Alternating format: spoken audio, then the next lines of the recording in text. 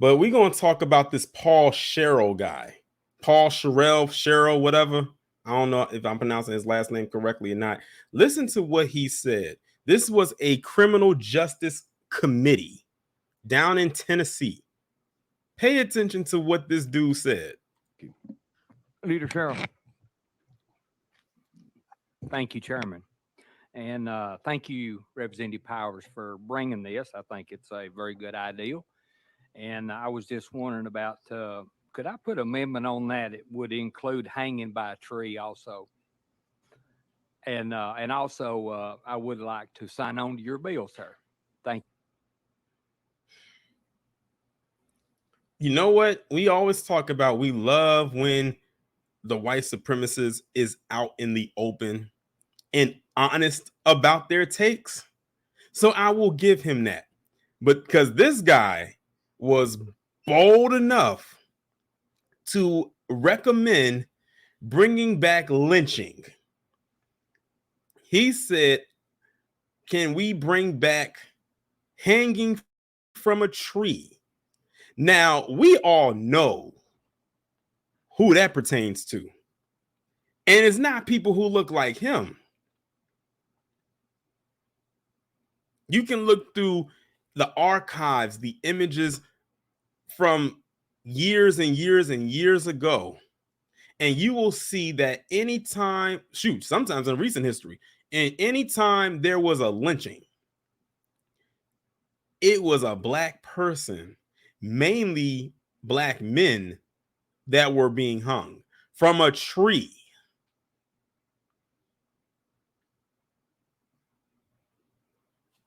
He literally told a whole committee what he would like to be brought back. And listen to how he talked. He sounded like he came straight out of a trailer park.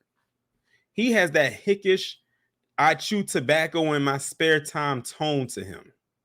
Thank Let you. me It's a play it very back. good idea. And I was just wondering about could I put amendment on that? It would include hanging by a tree also. But you have people like Charlie Kirk, Mark Dice, Charlie Cheon, and anyone else saying there's a war on white people. And you got people like this Paul Sherrell sitting up there talking about, can we bring back hanging from a tree?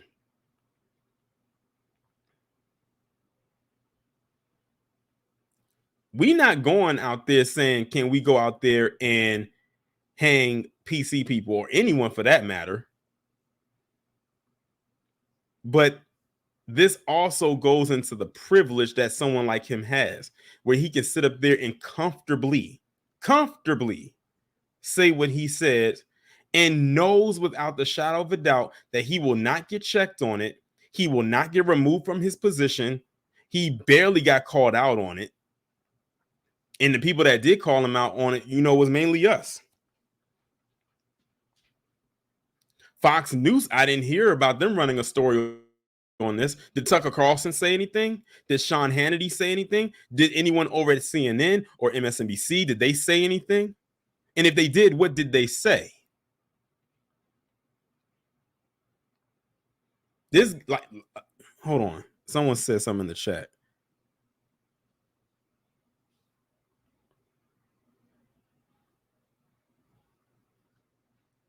Someone said it's all in his face. Yeah, you can tell this man face turned as red as this border outline where it says Tennessee House. It's almost like he got a little almost excited to say this, which means he's probably seen this in his lifetime growing up, and he wants to go back to that. He got a kick out of it. I wouldn't be surprised if he had some postcards somewhere in his house. Yeah, I saw him smirk. He got a kick out of that. He thought that this was funny. That put a smile on his face. But I do say that I'm glad that he exposed himself and said how he felt. Because, me and Rob, and shout out to Rob, did that thing about that video on Scott Adams and saying how he felt. Now here you have this guy saying how he felt. Look at the date, 2/28/23. That was just, 4 days ago.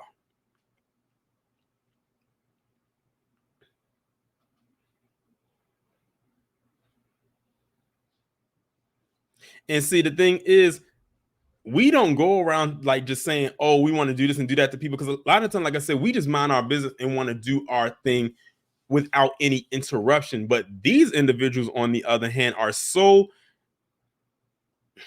what's the word I'm looking for? They're so triggered by us just even doing our own thing that they will try to throw any wrench in there. This is exactly why I am doing the Black Massacre series on my channel right now,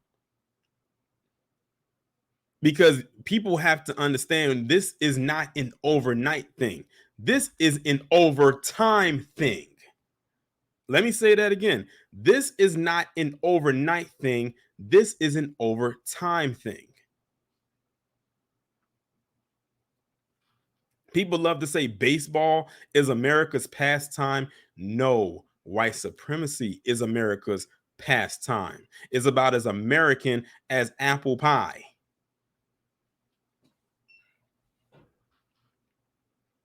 When he said hanging by a tree, we knew who he was talking about. We knew who he was talking to.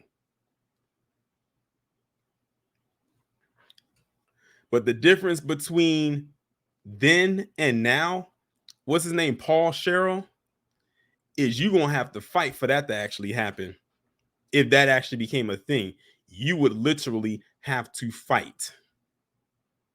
It would literally be like bloodshed. Let me see what y'all talking about in the chat. Miss Renee said, but they get away with it. Of course they do, because the system is built for them to succeed and to win. If they can't win and succeed in the system, then that's just a waste of whiteness.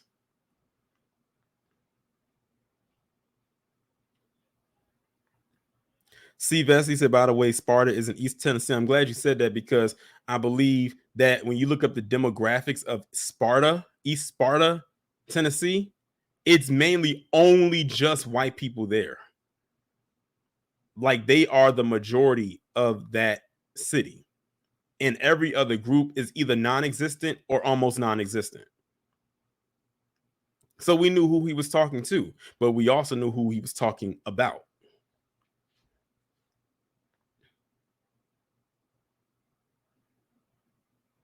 When they say make America great again, what you just heard Paul Sherrell just say is a piece of that. Although we didn't have to hear him say this to know exactly what that meant, but context. We can always use some context, and we got it right here.